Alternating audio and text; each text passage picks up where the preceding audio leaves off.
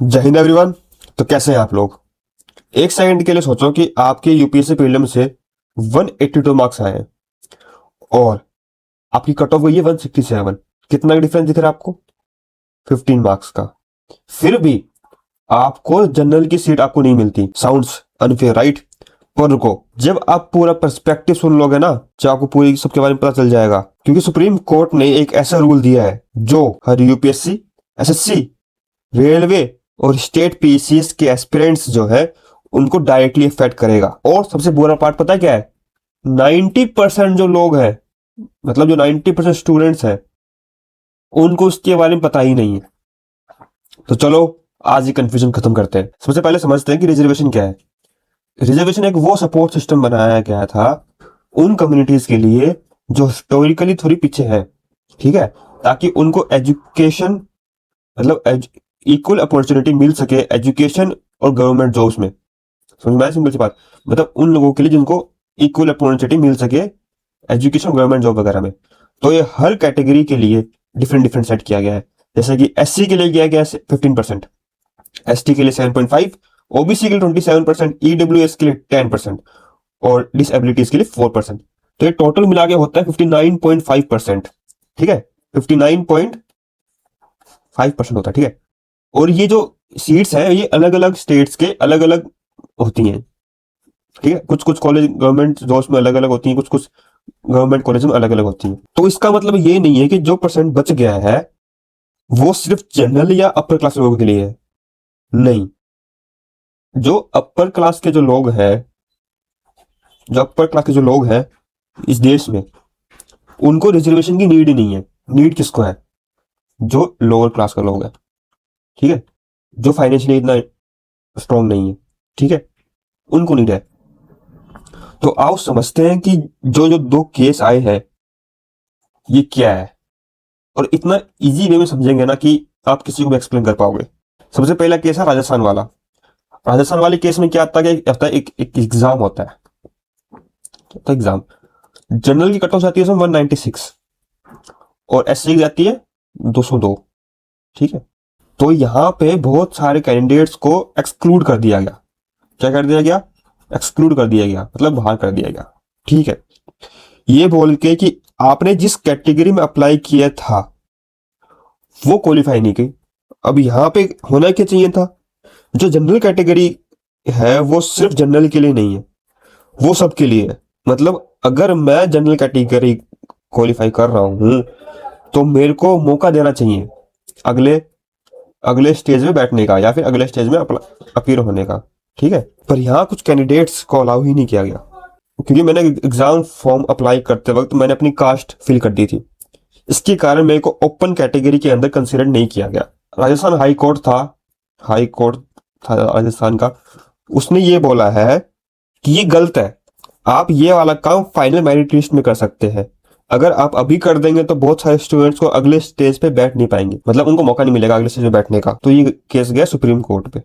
ठीक है, supreme court गया, सुप्रीम कोर्ट बोलता है कि कैंडिडेट्स कोई भी कैटेगरी से बिलोंग करता हो, चाहे वो एससी से हो, एसटी से हो, ओबीसी से हो, मतलब कोई भी कैटेगरी से बिलोंग करता हो, अगर उसने अपनी कैटेगरी की कट ऑफ क्रॉस नहीं की पर उसने जनरल की कट ऑफ क्रॉस की है, समझ रहे मेरी बात? अगर उसने अपनी कैटेगरी की कट ऑफ क्रॉस नहीं की पर उसने जनरल की कट ऑफ क्रॉस की है तो वो अगले स्टेज के लिए एलिजिबल है। एग्जाम्पल के लिए लेते हैं कि मेरे 200 नंबर है, मैं एससी कैटेगरी से बिलोंग करता हूँ। ठीक है, मेरी कट ऑफ गई है कितनी? 190, नहीं, जनरल की कट ऑफ गई है 196, इसी को मान लेती है वाला, और एससी कैटेगरी की है 202। अब यहां पे मैंने जनरल की कट ऑफ क्रॉस करी है लेकिन मैंने अपनी कट ऑफ क्रॉस नहीं करी। तो जो सुप्रीम कोर्ट ने ऑर्डर दिया उसका ये मतलब है कि मैं अगले स्टेज के लिए अभी भी एलिजिबल हूं। ये मतलब सिंपल सी बात ये है सुप्रीम कोर्ट की कहने की बात। ठीक है, क्योंकि अनरिजर्व कैटेगरी कोई कोटा नहीं है कि इसमें सिर्फ जनरल के स्टूडेंट ही जाएंगे। ईच एंड एवरी स्टूडेंट जा सकता है। ईच एंड एवरी स्टूडेंट, ठीक है, सबके लिए ये, चाहे वो किसी भी कैटेगरी से बिलोंग करता हो। अगर उसने मेरिट को फुलफिल कर रखी है तो कितने भी स्टूडेंट्स हो सभी को इनरोल किया जा सकता है। अब बहुत सारे बच्चे बोलेंगे कि अगर नहीं ऐसा नहीं हुआ तो दिक्कत क्या होगी। इससे दिक्कत ये होगी कि जो आर्टिकल 16 है, आर्टिकल 16 और आर्टिकल 14 का क्लियरली वॉल्यूशन होगा। देख लो ये कि general category is not a quota reserve for any particular case, मतलब class, but it is open for all the candidates based on merit. Rajasthan high court judgment. समझ आई बात? अगर बात समझ में नहीं आई तो कोई दिक्कत नहीं, कमेंट कर दो। अब समझते हैं कर्नाटका वाला केस। कर्नाटका वाला केस, दो कैंडिडेट्स हैं, कैंडिडेट्स ए और candidate be. Candidate A belong करता है जनरल कैटेगरी से, कैंडिडेट बी बिलोंग करता है एससी कैटेगरी से। मतलब इन दोनों ने अपने अपने फॉर्म में, इसने जनरल अप्लाई करा है, इसने एससी को अप्लाई करा है। अब दोनों ने अपने अपने एग्जाम्स दिए यूपीएससी के, ठीक है।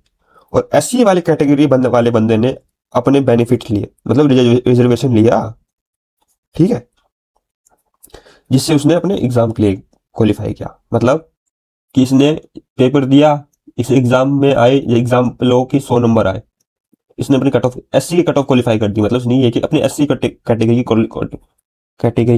कट ऑफ क्वालिफाई की, ठीक है। लेकिन आप सबको पता है कि प्रीलिम्स की जो एग्जाम्स होते हैं वो फाइनल जो कट ऑफ आती है, यूपीएससी की फाइनल कट ऑफ आती है, उसमें काउंट नहीं होते, ठीक है। तो अभी एससी वाले कैंडिडेट के अच्छे नंबर आ गए तो उसकी रैंक आ गई 19, ठीक है। और जो जनरल वाला कैटेगरी वाला बंदा था उसकी रैंक आई 37। तो एससी वाले की रैंक 19 आई, तो उसके काफी अच्छे मार्क्स है, मतलब तभी रैंक 19 आई है ना, काफी अच्छे मार्क्स है, जनरल वाले कैटेगरी वाले बंदे से ज्यादा है, ठीक है।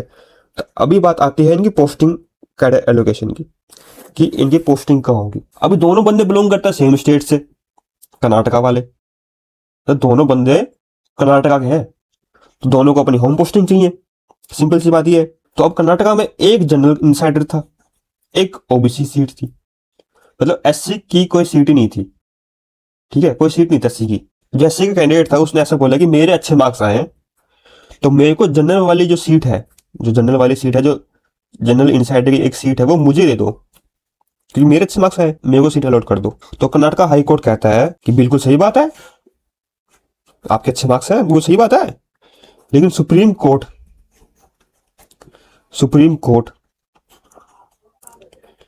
इसमें चेंज करता है कि नहीं, अगर आपने पूरी साइकिल में कहीं पे भी रिजर्वेशन का बेनिफिट लिया है, मतलब रिजर्वेशन का बेनिफिट कहीं पे भी लिया है during the whole process of exam, तो ये जो माइग्रेशन वाला सिस्टम है ना, ये नहीं किया जा सकता। इसका मतलब ये है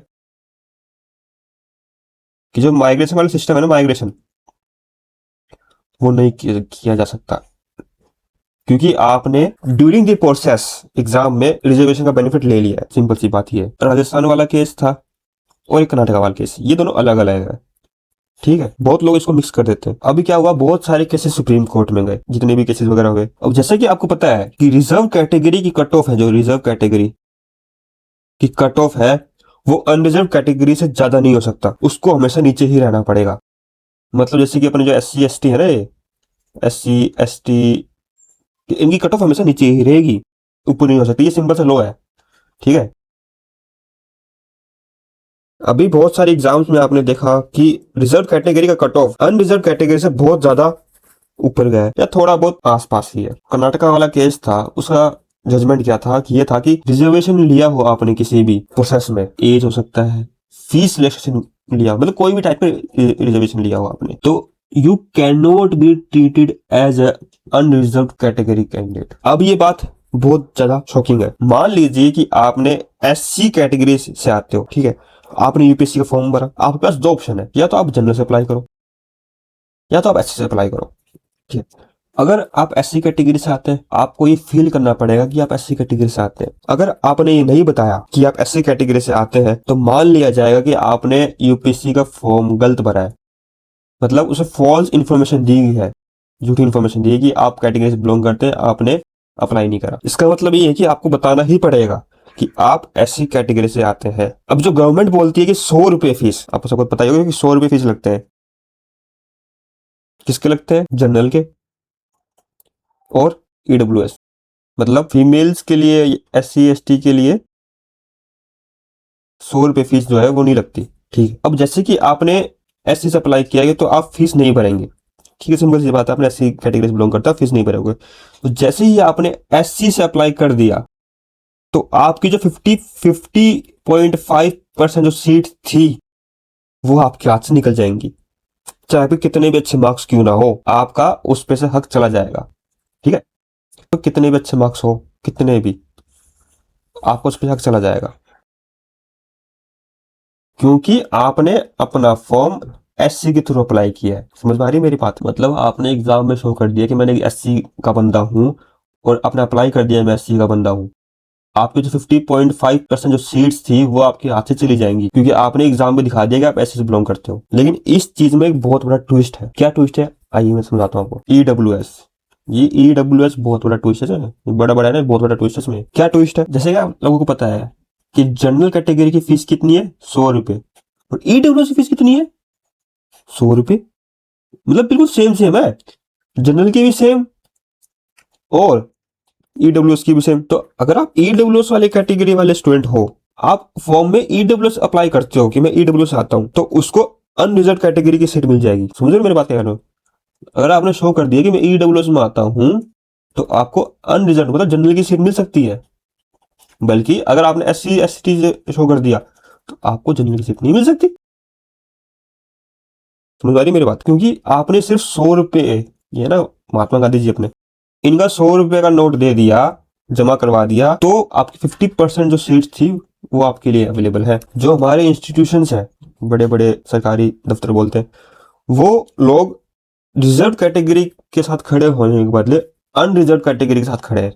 मतलब जनरल के जो लोग हैं उनकी को सपोर्ट कर रहे हैं, SC है ST है इनको सपोर्ट नहीं कर रहे। अभी उनको भी थोड़ा देखना चाहिए कि क्या सही है क्या गलत, इक्वली होना चाहिए ना सब कुछ, इक्वल। अभी इसमें फायदा किसका है ये बताओ, आप समझदार हो, आप कमेंट में मुझे बताओगे इसमें फायदा किसका है। आप चाहे किसी भी कैटेगरी से हो, ये रूल जानना आपको जरूरी था, क्योंकि बहुत सारे स्टूडेंट्स जो हैं वो बहुत ज्यादा कंफ्यूज हो रहे हैं, इन दोनों केसेस को मिक्स कर रहे हैं। तो ये अलग अलग केसेस है, क्योंकि जब आप फॉर्म भरते हो उस वक्त आपका डिसीजन होता है कि आपको किस पाथ पे जाना है।